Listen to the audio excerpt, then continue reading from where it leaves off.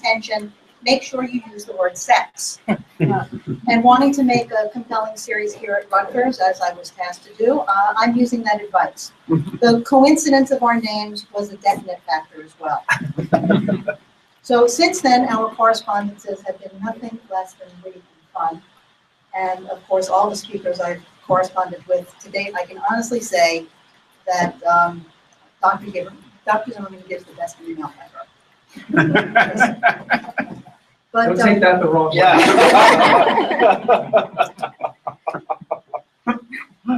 But seriously, Jonathan Zimmerman is a professor of education and history at New York University. He's a former Peace Corps volunteer and high school teacher. Zimmerman is also the author of Too Hot to Handle, The Global History of Sex Education, and 4 other books. He's also a frequent op-ed contributor to the New York Times, the Washington Post, and other popular newspapers and magazines. I think it's over 300, something like that. Pretty cool. Who's counting? And in 2008, Zimmerman received NYU's Distinguished Teaching Award, its highest honor for teaching. It is my sincere pleasure to introduce Dr. And special thanks to Randy Zimmerman for organizing all this and for having such an awesome last name. I didn't know I was going to be on YouTube. This kind of raises the stakes. Yeah. Anyway, thanks a lot for coming, especially with the snow.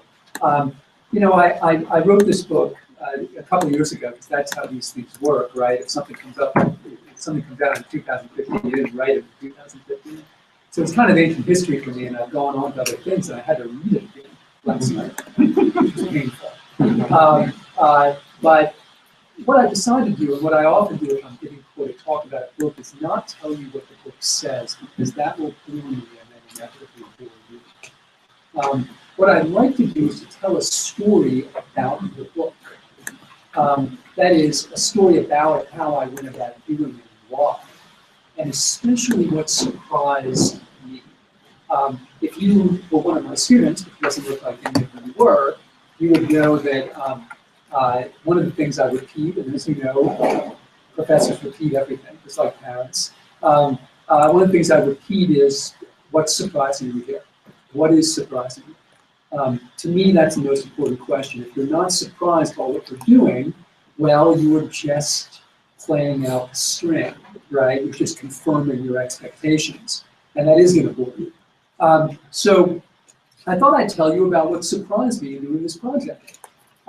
So in order to explain that, I've got to tell you something weird. My mom was a sex educator. Is that weird? It's a little weird. I mean, in the 70s, it was weird.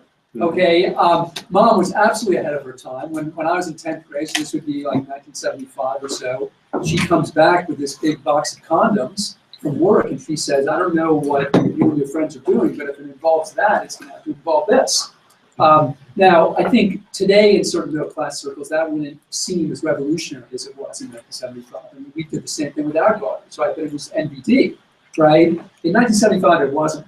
And I should also tell you that my mom's name is Margaret Zimmerman. The book is dedicated to her. It's a silent T, but to tease her, my friends would call her Margot. And across Bethesda Kevin Chase High School, condoms were known as Margots. Because I kept them in my locker, and people would saddle up to me, you know, and they would say, Zim, is what I was called. Got any Margots? Coming in. The surprise begins with what Mom told me, right? All of our surprises in some way begin with what parents told us. They're our first models, right? And she told me that the United States was a very backwards country when it comes to sex ed, and other countries were ahead of us, especially cool countries in Western Europe with names like Sweden and Holland. All right? Well, the first surprise is that Mom was wrong. By the way, Mom's always wrong. That's not a surprise. She was wrong in a couple different ways. First of all, the U.S. was the pioneer of sex ed in the world. That surprised me big time. It was not the latter. Surprise number 2 was that when other democracies, especially in Western Europe, got in on the game, they had different goals for sex ed. The idea of behind and ahead, right? The idea of the race implies a shared goal, right? One team, one runner is ahead of the other. But surprise number 2 was that the goals were extremely different.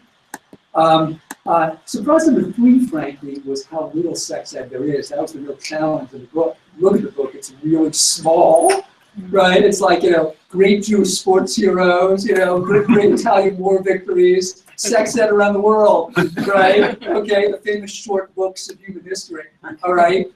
And that is a surprise in a weird way, because man, we like to talk about it, right? But when we get right down to it, there's so little of it. The intro of the book is called The Century of School and the Century of Sex.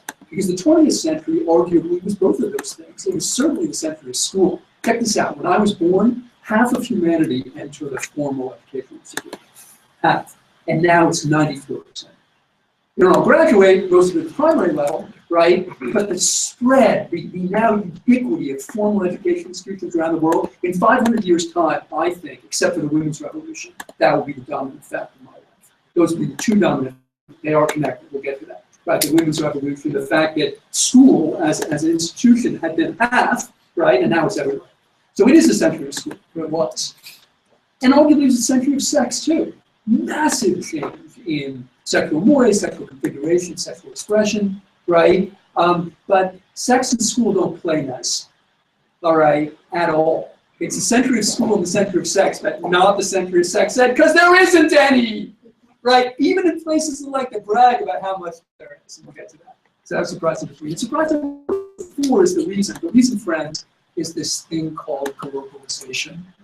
I started getting into that literature and I found it really, really unsatisfying because inevitably globalization is equated with something that the author liked.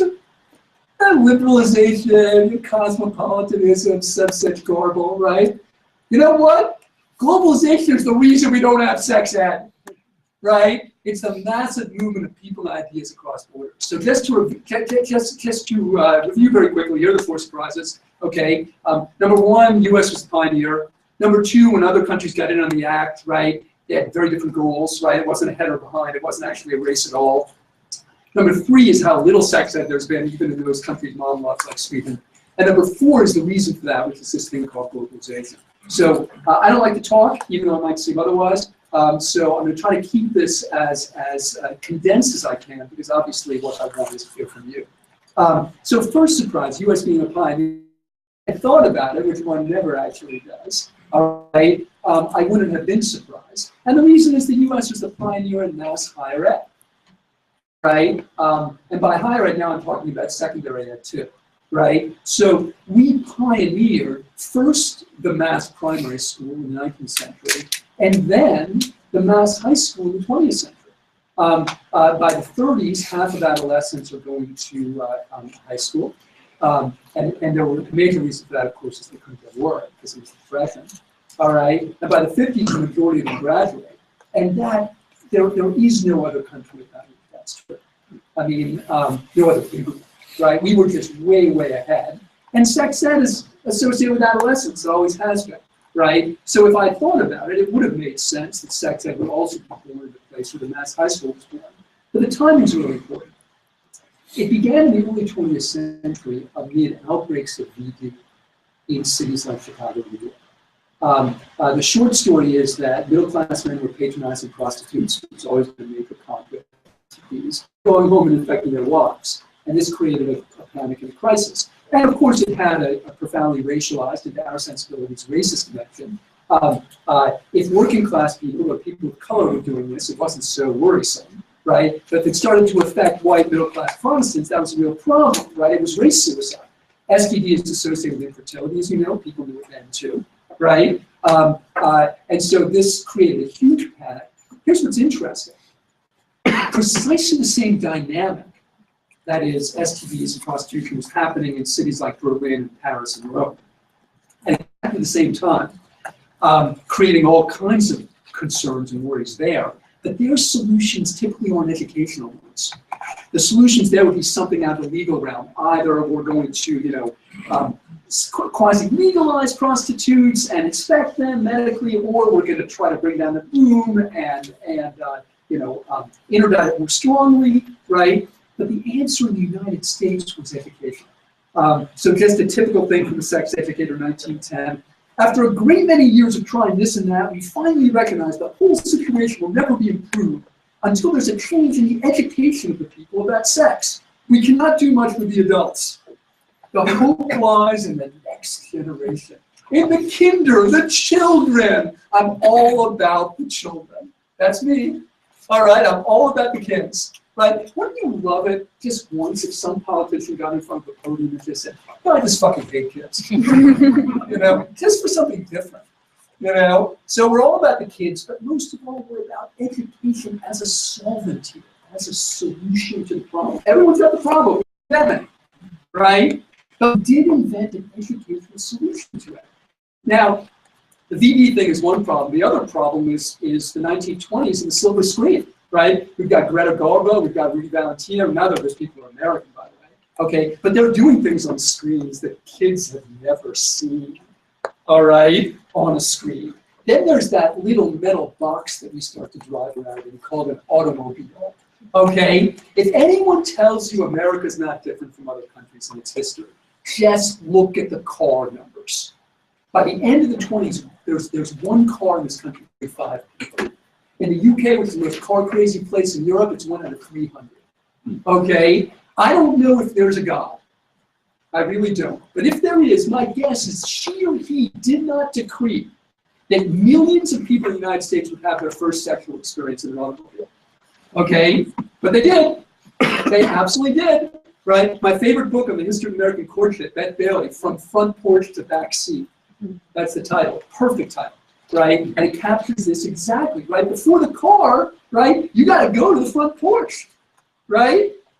You know, you've got to go there. You've got to be there, right? With the car, suddenly you've got your own zone, and it's away from mom and dad, right? Technology does wild things to courtship. By the time our daughters were adolescents, I realized because of cell phones, you didn't have to go through us, right? In my day, you want to ask out a girl, it's like, hello, Jones? Right? This is John Zimmerman. May I speak to Sally? Right? None of that, man. All right? Bypass. All right? Okay, straight on in. So all these things are happening. The silver screen, the car. And interesting is, when they start to have international conferences on sex ed in the 20s and 30s, right? Europeans slowly get into the game.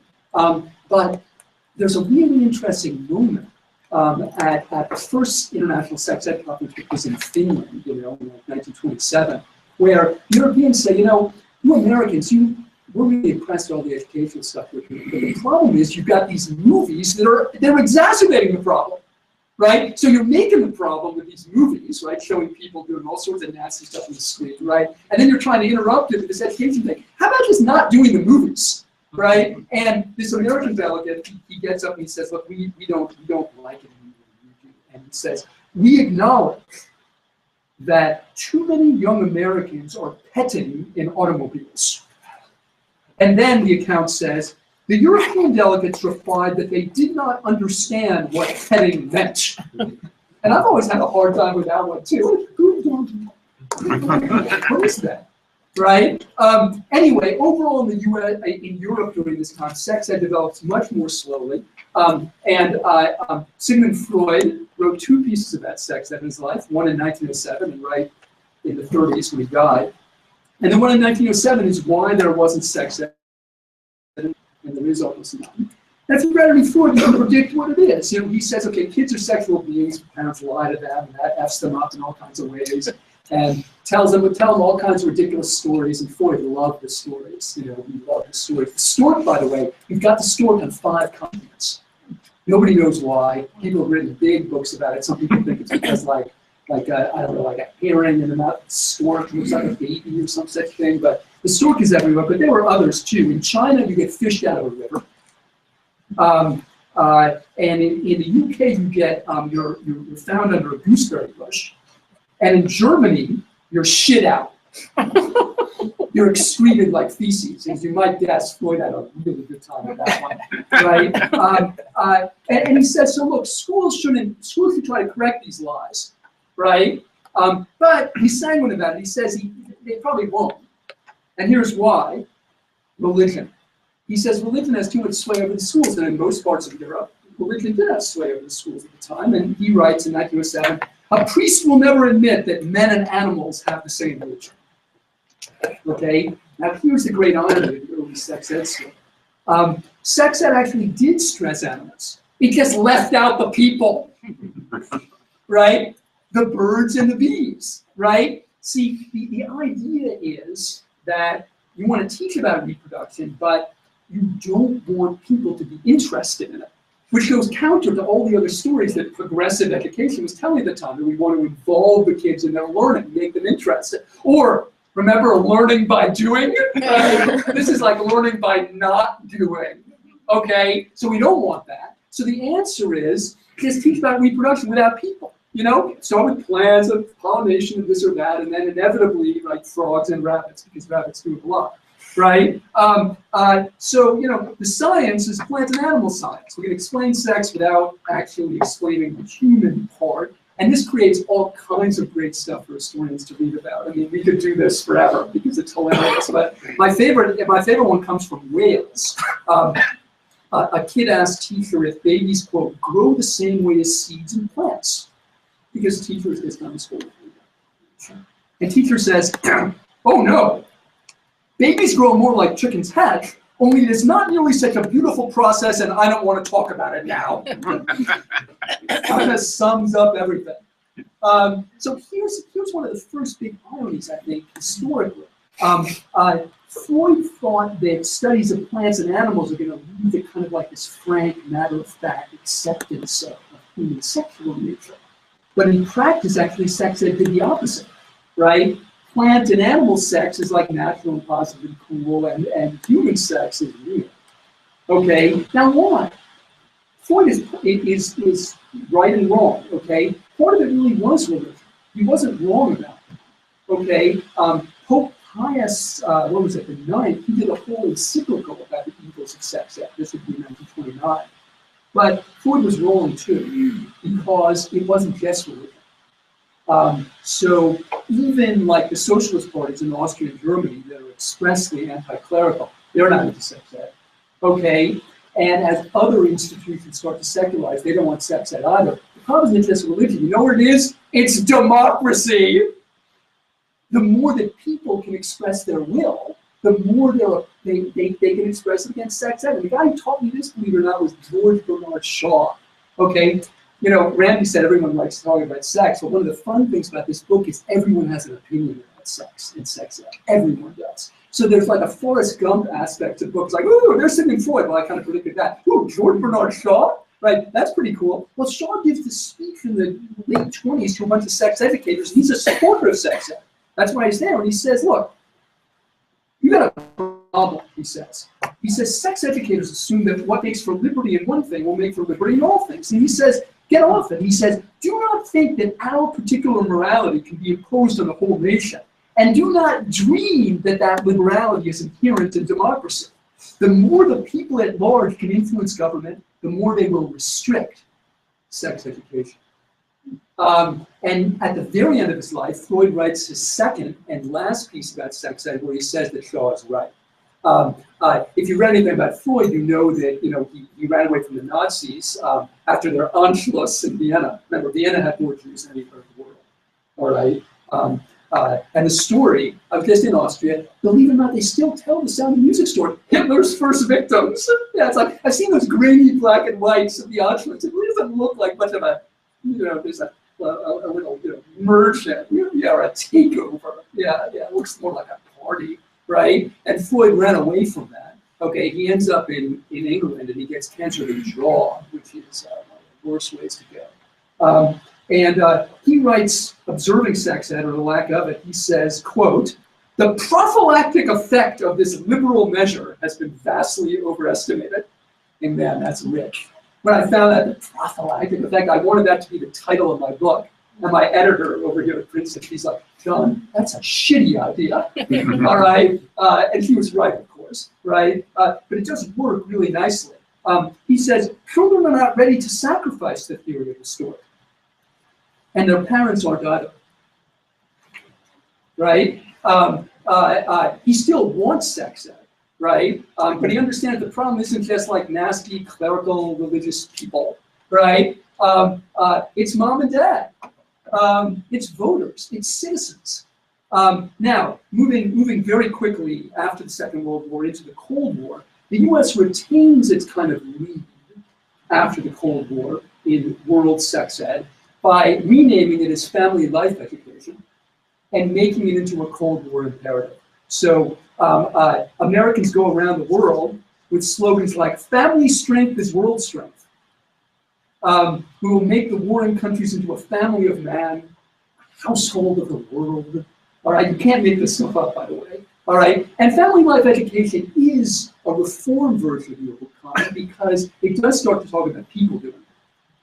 All right, it's not just animals and plants. Apparently, human beings have been known to have sex. Okay, but as per the name family life education, what it does is it reserves sex, proper sex, correct sex for, well, woman, man who are married. Okay, the idea is to approve sex within a certain configuration, so as to all the other kinds that apparently I've read in books happen outside of it. All right, that's the kind of Cold War story in the United States, but what's really interesting about this area is we do now see a different kind of sex ed developing in Western Europe. So surprise number one is the US was the leader. Surprise number two are these different paths, these contrasting paths. And it does start in Sweden. The Swedes are justly proud of the fact that they were the first country to require sex ed, which they did in 1955. And the founder of sex ed in Sweden, this woman named Elise Jensen, which everyone called Otter, which was her nickname. She's on a postage stamp, and she's on statues around there. And Elise Jensen was born in Norway. She was the 17th of 18 kids. Her only younger sibling got pregnant accidentally and committed suicide. These are important facts. She moved to Sweden and marries a Swedish guy and started campaigning for a bunch of things, including abortion rights, but also sex ed. Why? Quote, to make people of all ages relieved of their inhibitions and anxieties, to eliminate ignorance and prejudice, neuroses and sexual disharmonies, to promote a healthy sexual life for every man and woman. Friends, this is an entirely different model. And it's fascinating to me because it's a model focused on the individual, right? That's her focus. And to me, it runs counter to so many other transatlantic stories that people here tend to tell, especially people on the left, where America's all about the individual, and over there they're all about the collectivity and the common good, right, and the welfare state, yada yada. Actually, the sex ed story is the opposite. Okay, here it is all about the collectivity. That's what it, it's about. Hey, we've got this problem, this VD problem. Okay, and the racial dimension of it's about the collectivity too. Think about the race, not about yourself. Right? That's what a lot of eugenic literature says. Right? Think about the whole, right? But this is oriented towards the individual health, individual dignity, individual pleasure. And I spent a couple weeks in Sweden, and one of the great things about being in Sweden is the Swedes well know that only 8 million people on the planet speak Swedish. All right, so everything's in English, right? It's highly useful for the monolingual American professor. If you've done work like this, you know that when you start to see patterns, you also think that maybe you're insane, right? And you just like invented all of it in your head, and this is crazy shit. So I had this amazing moment, and thank God, when I'm in the archives of the Sex Ed Association of Sweden, which by the way has like a name this long in Swedish that will look to you like an eye chart you can't pronounce, right? But it's the Sex Ed Association of Sweden, and there's a letter from an educator in Ireland, a very conservative country sexually in the 60s, to the head of the Sex Ed Association of Sweden. And basically it's a letter like my mom might have written. It's like, why do you rock so much? Why are you so awesome? And specifically, why are your teen pregnancy rates so low? And why are your teen STD rates so low? And a guy writes back a really nice letter, again in flawless English, saying, thank you very much for your nice note. He says, but I feel you have misunderstood us. He says, it's true those rates you were talking about are lower. And he says, you're right. He says, but, quote, we do not know if these figures are due to sex education. That's point one. We'll get back to it, right? Okay. And then it gets even more interesting. He says, and besides, that is not our goal. The fundamental reason for sex ed is the right to knowledge and pleasure, not any ideas about the social effects. We have never studied the social effects. And I'm like, oh, thank God I'm not crazy. All right, because I've been seeing this for a couple months, right? But it's kind of rare when somebody actually comes out and says it, and often you do need an exchange like this for that to happen, right? Because it's there when you see the contrast, right? The Irish person is assuming, like, and the UK and the US are pretty close on this, but that's the point, right? The point is to prevent these negative collective outcomes. And the guy's like, no, that's not the point. I mean, and there's other parts of that. He says, of course, nobody wants a team to get an STD, right? And we don't know it, right? Nobody's for that, right? Okay, but that's not the goal. And the Swedes, by the way, sent people all over the world in the 60s, 70s, 80s promoting this point of view. And incidentally, every journalistic account of that is entitled the missionary position. I haven't found one that isn't, right? There's so many like crappy puns that run through all of us, right? But they really were missionaries. And I've got Swedes like in Tunisia and Swedes in Kenya, you know, Swedes in Pakistan, and Swedes in big international organizations like the WHO, where they had a huge effect. So I'm just trying to move ahead quickly here. If you get to the early 80s, the Swedish view, if you will, becomes the dominant one in places like the WHO. In 1983, the World Health Organization even promulgates a set of goals for sex ed around the world. It's kind of astonishing. But check this out, this is really important. What they say is, and I'll quote, at present, it's not possible to define the totality of human sexuality in a form that would be acceptable to all countries. But every person has a right to receive sexual information and consider accepting sexual relationships for pleasure as well as procreation. Sexuality starts at birth. Masturbation and sexual play of children are normal, but children in most countries suffer from sexual repression. Friends, the conclusion doesn't match the preamble. You get it? The preamble is we can't define sexuality in a way that will be acceptable in all countries, but let's just do it anyway, shall we? I'm not saying I disagree with their definition, but if you'd studied with me, you would know I repeat this sometimes here too. This isn't actually about me, right? Okay, those are the two things I say, all right? What surprised you, and this isn't about me, right? Or necessarily about you, right? It's about like other people who actually matter more than we do, you know, for this purpose, right? So I'm not saying I disagree with their conception, to use a very loaded noun. I'm just saying it doesn't match up with the preamble, which is there's no way that we could define this in a way that could be appropriate for everyone. And then, of course, there's the WHO. They got to have a goal, right? They got to have a numerical goal.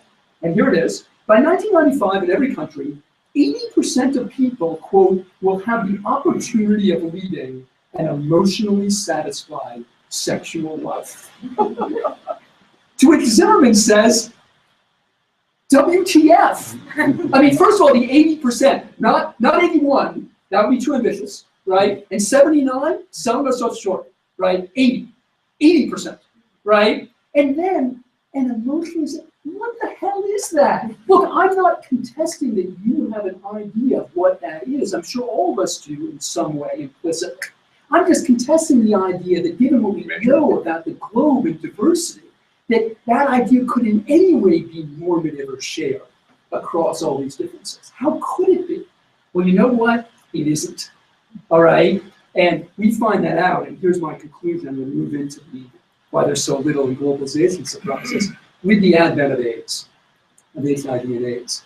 Friends, most of the people in this room, not all, but most, have never lived a moment without the presence of AIDS, which is an amazing thing. I mean, our daughters haven't.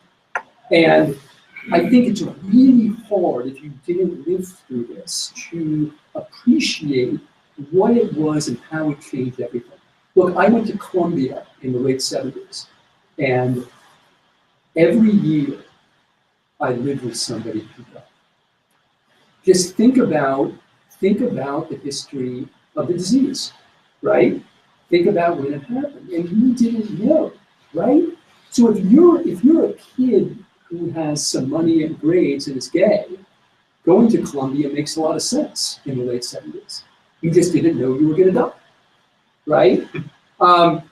Which is what happened. And for a while, like our class in the alumni thing, the necrology, we had like more dead people than the old guys in the 20s, right? AIDS changed everything. It changed everything in the world, and it really changed this issue. Here's why. Pre-AIDS, in the US and around the world, some people are for sex ed and other people are against it. Okay? Right? After HIV, everyone's for it. Almost. All right? Here and around the world. They just want different kinds. Right? Abstinence-only sex ed, whatever its validity or invalidity, is sex ed. It's sex ed.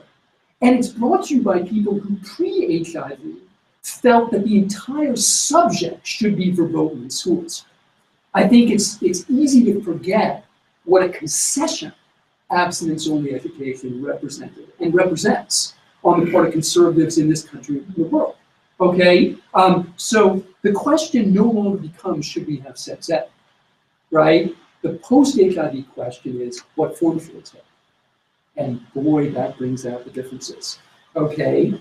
Because the form it takes around the world, friends, is a lot closer to Phyllis Schlafly and Jerry Falwell's form than it is to Elise Odds and Chances.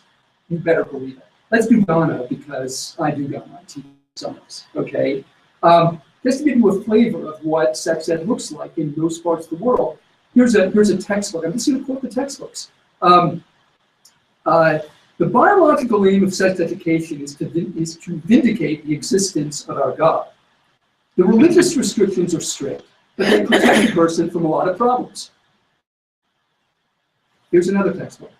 Sexually active teens become disrespectful, indulge in drug abuse, gambling, stealing, truancy, homosexualism, not homosexuality, homosexualism, all right, abortion, and death.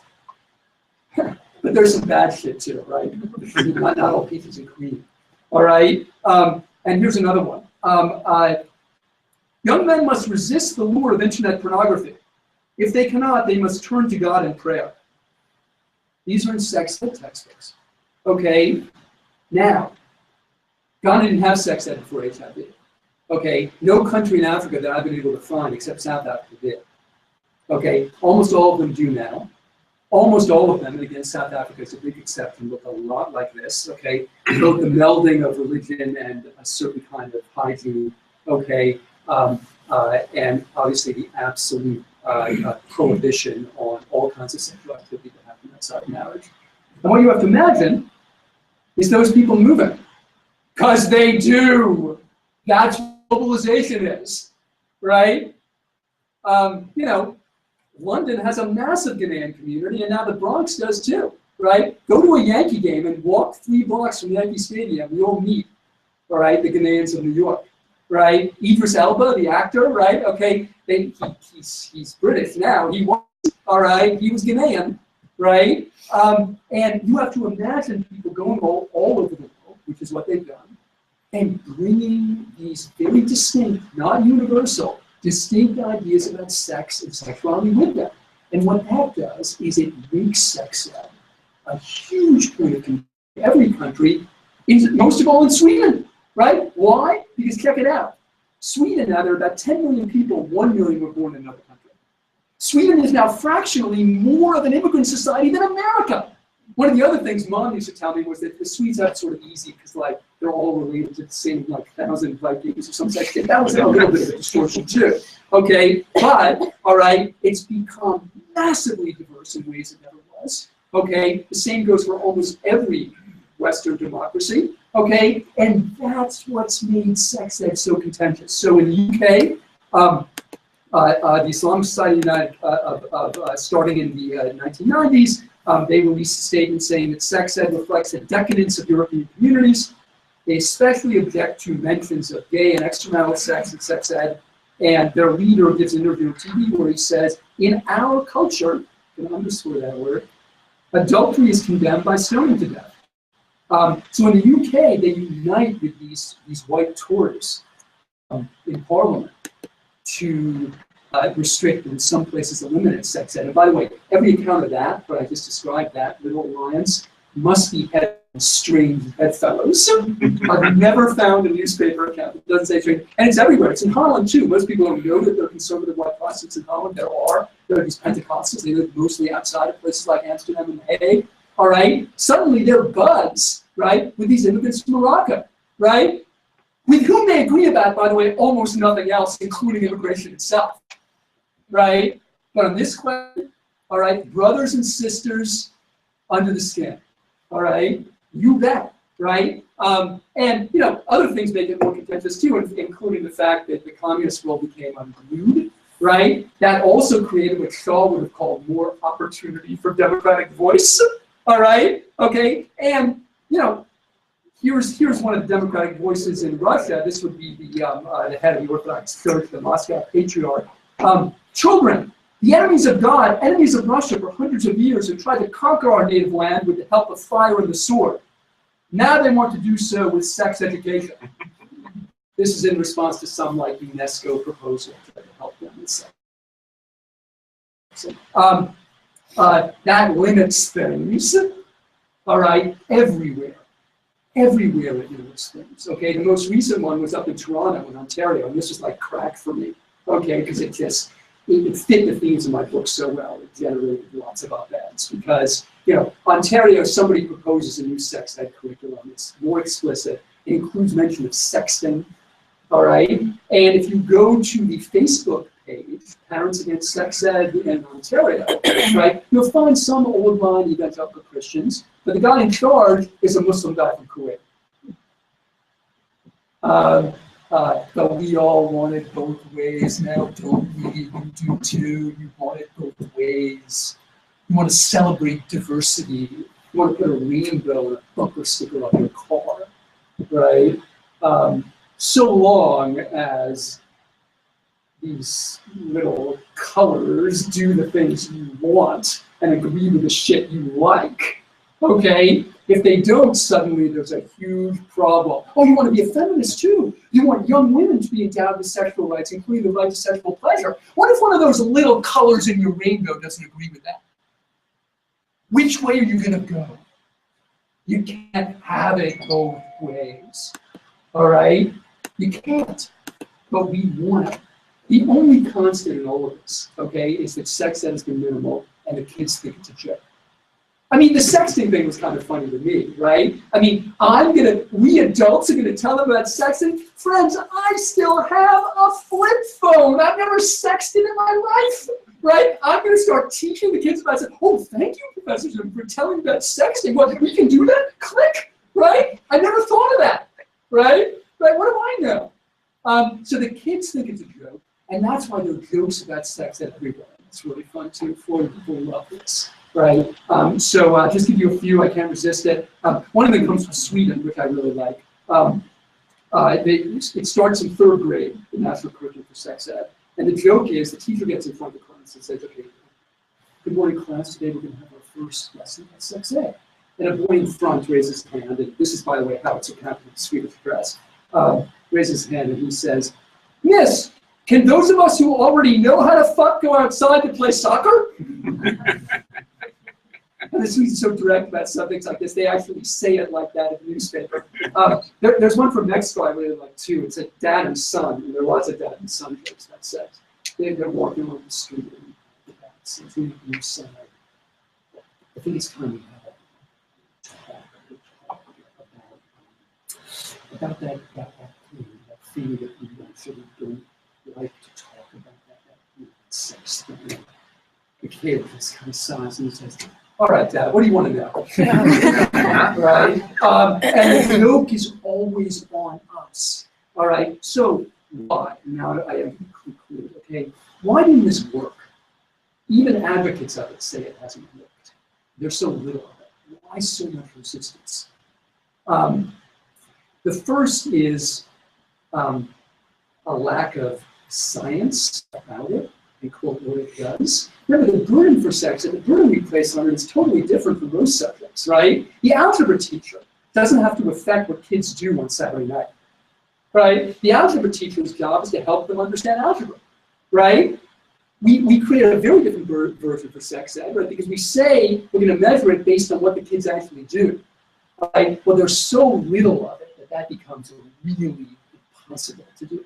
If you hear anybody on any side of the spectrum say sex ed does X behaviorally, either on the right, it makes the kids have more sex, or on the left, it makes them use a condom. If they're speaking with total certainty, dismiss them as an ideologue and a charlatan, right? Something that happens so little, how could you ever show that, right? I mean, one of the reasons we have so little science about sex ed is there's so little sex ed, right? And so it goes, right?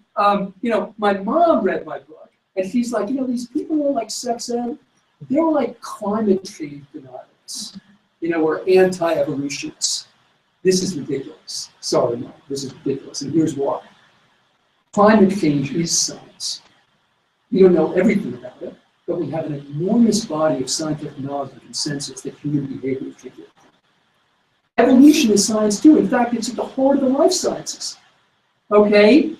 If we actually had science like that, showing that if you do the right kind of sex ed, the kids would protect themselves more, I'd be a lot friendlier to it. You know what? We don't have that science, so stop lying and saying we do. All right? Maybe we will. We should keep looking. All right? We don't have it. Not now. So that's number one.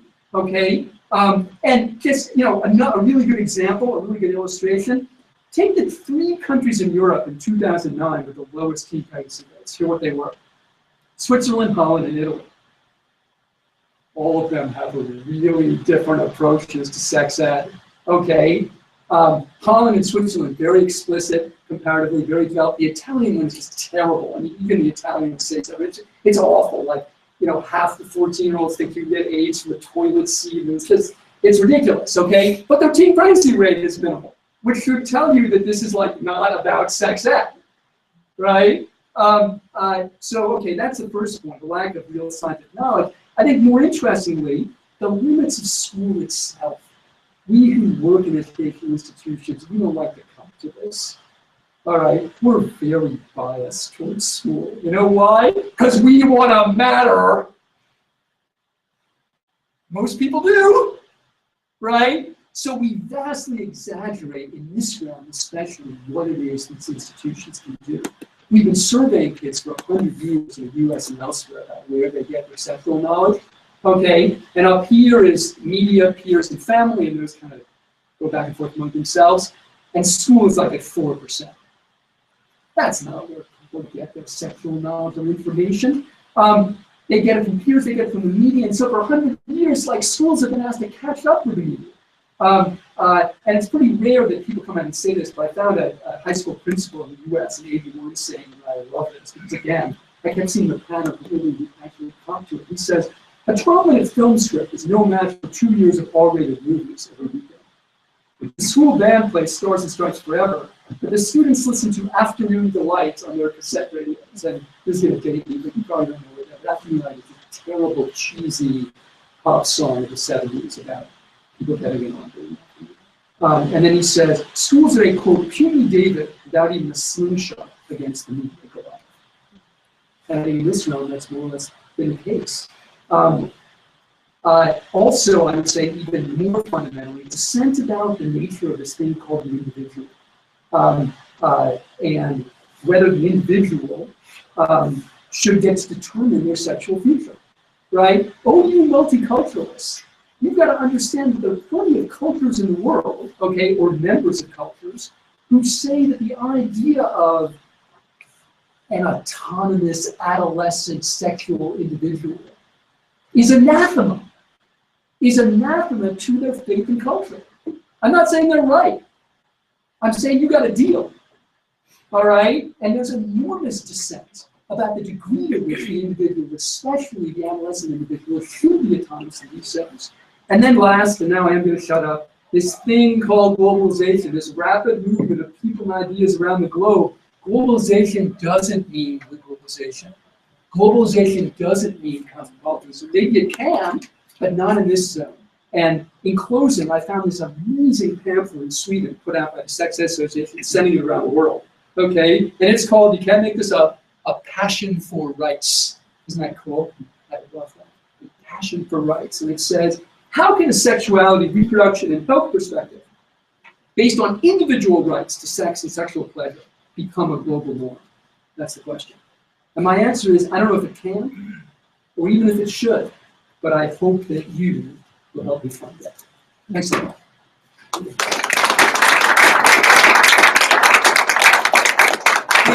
I talked more than I wanted. Questions? Not everyone at once. Take it easy. Yes, sir, your name? Bill Firestone. Oh, hi, Bill. Hi. Yeah. And my question is, how do you get an organization like the World Health Organization coming up with accountability goals that relate to pleasure, at all? I mean, I'm thinking, who reviews that?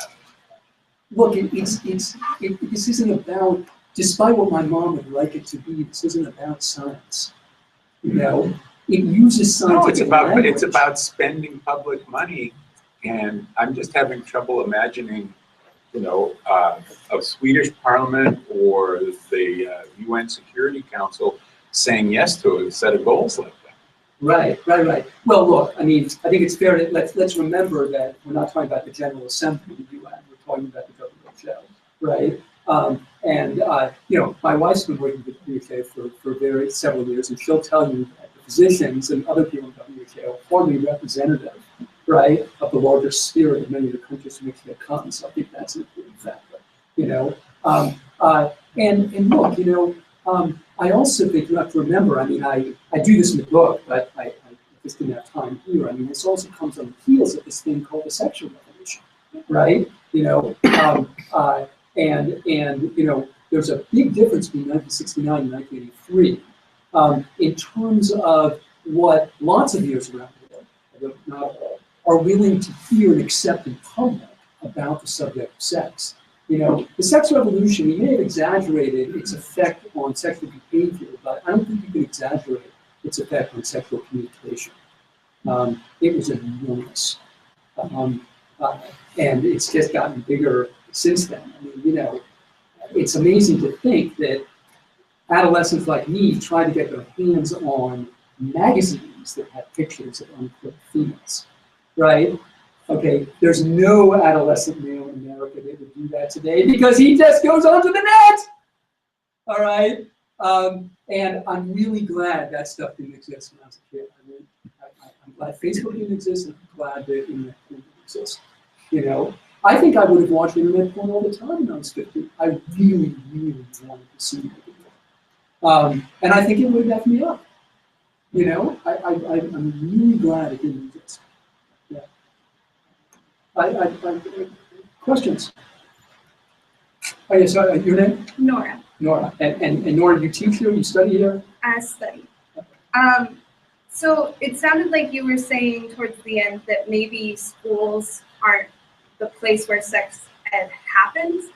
And if we were to acknowledge that, is there still a need for a sex ed curriculum? And if so, where would it belong? Well, here's the thing. My book is about sex ed in schools, right? And I think the other problem for those who work in formal education institutions is we tend to equate school and education, right? And obviously education happens everywhere. And I think in the case of sex, that's especially true. And therefore, I think the most promising kinds of sex ed interventions are things that happen outside of schools and meet the kids where they are, which, by the way, is on their screens. You don't have to like this, but you can't deny it. The kids are on screens more than they're in classrooms. The kids are in front of screens, if you add them all up, much more than they're in school. Okay, you can find good reasons to bemoan that, but you can't find any good reason to deny it because it's true.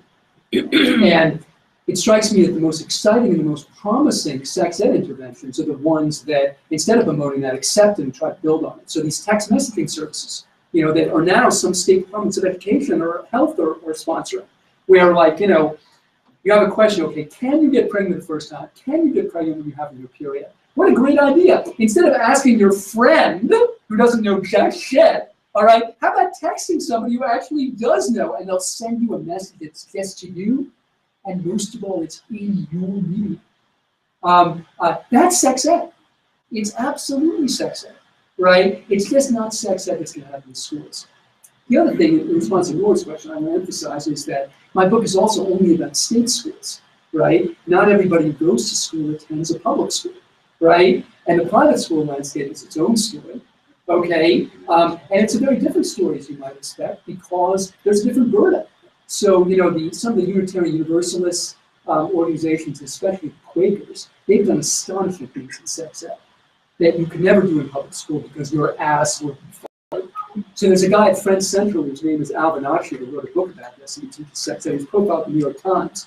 And the stuff he does is really remarkable. Al's figured out that what the kids want to know is not the sperm and the egg, because that's boring, they already know it. They want to know, what is this, and when do I do it, and why, and with whom? That's what they want to know. And so that's what he does. He's like, okay, when are you old enough to have sex? And somebody says 16. And Al says, why? Why not 15? Why not 12? Why not 9? When? And how do you know if you're ready? Okay? And he'll just bring in, I've seen it, it's amazing. He'll bring in numbers, he just brings in graphs, all right? And he's got one where he says, okay, look, I just found out that in 1970, almost no American women shaved their pubic hair. And now if they're younger than 30, the vast majority do. Ladies, what's up with that? Why? All right, who's that for? What's the purpose? That's what people want to know, actually, right? And as much respect as I have for Al Bonacci, I don't think there's any public school in the country who could do that. And the reason is that there are people for whom this is not just like offensive, that's the wrong word, right? There are people for whom that very dialogue runs perpendicular to all of their assumptions about the world and God, right? At a private school, it's not such a big deal. You can say, look, I know you don't like this very much, but if you don't, maybe you should go to another school. That's utterly legitimate, right? In a public school, it isn't, right? It's a tax-supported public institution. It's very different. Other question. Yes, sir, you mean? Brandon. Brandon.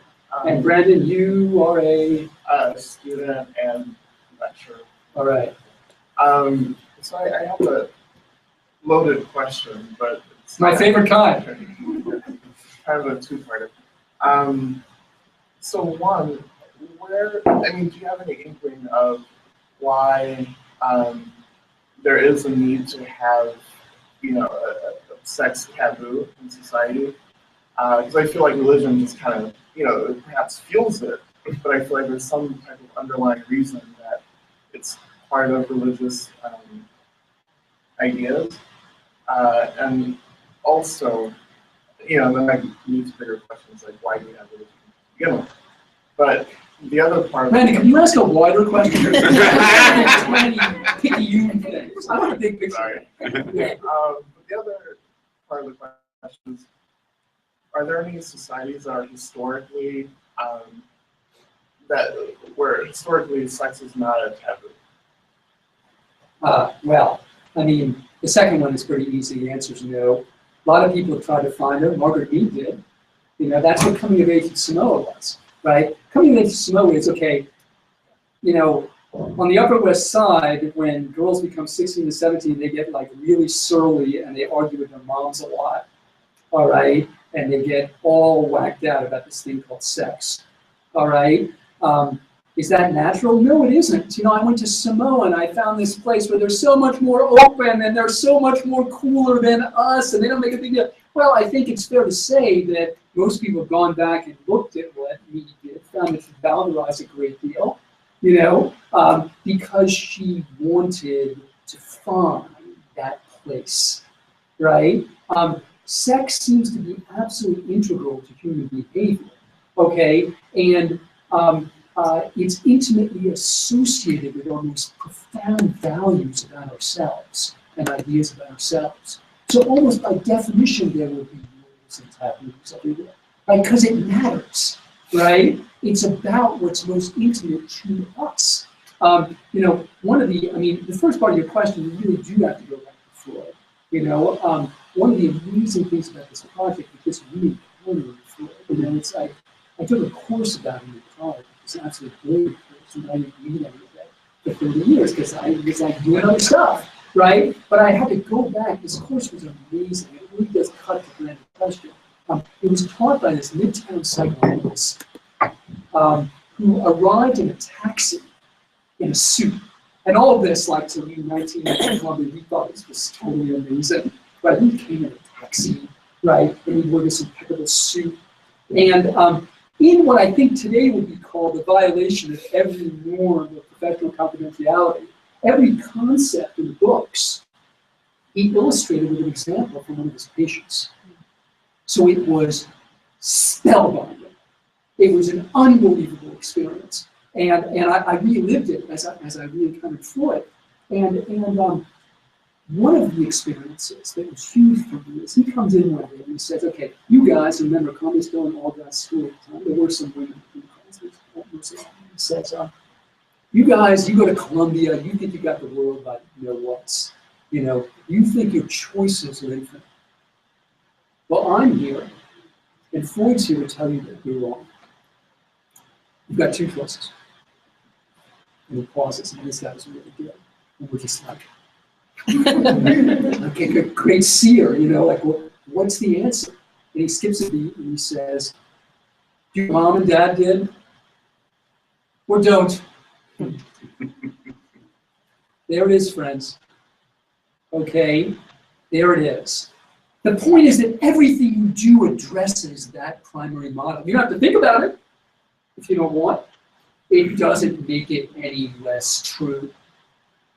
All right? Every single choice you make, it's either like mom and dad or it isn't. But it's going to be one of the two. You bet.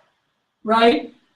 And for Freud, okay, everything begins with one. And that was the fundamental insight. There were so many other things, of course, we got wrong, especially about gender. Right? But that was the part that he absolutely got right. And everything about, why is sex such a big deal? Why is religion such a big deal? Why they are so intimately connected is in all kinds of different ways we are playing out that dynamic, right? And if you've been a teacher, as many of you are, if you get in a conflict with a student, at some point, if it gets heavy, there will be this point where you're no longer you, right? You're no longer the teacher in this conflict. You can tell from the reaction of the student, right? That you're no longer you. Now you're like, Dad, God, right? Whatever it is, right? Okay, it's who am I and how do I differentiate from the people who need me? And frankly, this book was that, right? That's the irony of the story. And that's, I think, what made me remember that piece about this, your true choices, is this book is an illustration of a profound Freudian principle. I have enormous respect for my mother, enormous. I mean, the things that she accomplished, the things she did, and the courage she exhibited, right? But I am not my mother, right? And I spend my life, like you do, trying to figure out in which ways I'm not. And that's what this book did. Yeah, please. So your name? My name's Chris. I like the both. Thank you. I'm part of the college credits program here, so I work with college students. I'm not really K-12. I was curious if you could touch on what do you think education looks like at the university level or college level on sex education? Because it kind of changes the model, right? It's not so much kind of, you were mentioning the jokes earlier about sex education where the power is no longer in the people that are being made fun of, the power is in the students now. It absolutely is, right? But it's Chris, right? Yeah. And Chris is asking a very loaded question for me now because the project I've been working on recently is a little book about the politics of American campuses. Somebody asked me to do after the stuff in November. So, the questions of race and diversity, and also the questions of sex, and especially sexual coercion and assault, right? Which is, I think, really, the most contested question about sex and campuses right now. And I guess I would say the short answer is, I wouldn't assume that the sex ed is driven by the students. A lot of the sex ed might be organized and delivered by the students, but they're now enormous institutional players. Okay? Chris, I discovered in researching this book that there are some university presidents who report in the last 2 years they have spent 50% of their work time on the question of sexualism. To me, that was the most remarkable thing I learned in researching the book.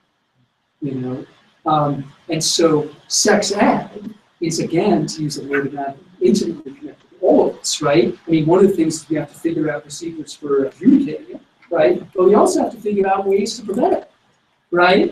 And so I have enormous respect for the students that have shown the initiative, and I'm in no way trying to diminish anything they've done. But I think that there's also, again, a huge administrative impetus in this direction, which is utterly understandable and defensible. I'm not taking anything away from them either, right? But also, and I could go on with this forever, but I won't, right? I also think that there's some sobering research on what the sex ed can do and can't do. You know, so I don't know if they do this on this campus, but a lot of campuses now you have Happy Hump Day. Wednesday is Hump Day, and they just like distribute condoms everywhere. I was at Carleton working on this book, and in the cafeteria, people went to the second floor. There's like this ring around and just hailed condoms at everyone, like on Hump Day. Like there's condom bingo. You know, there's all kinds of stuff that again would be totally unimaginable. But the numbers about protected sex and safe sex on college campuses are very mixed, very troubling. Okay, and there's some indication, right, that actually will go the wrong direction. You know, and obviously it's all very ambiguous and we need to debate about why that is. But it turns out that influencing sexual behavior as educators is an enormously difficult and complicated thing. You know, so keep trying. Yeah. I want to, Dr. Zimmerman, if folks want to ask him other questions, please agree to hang out for a little bit. But we're going to wrap up the down for today. And thank you all very much for coming.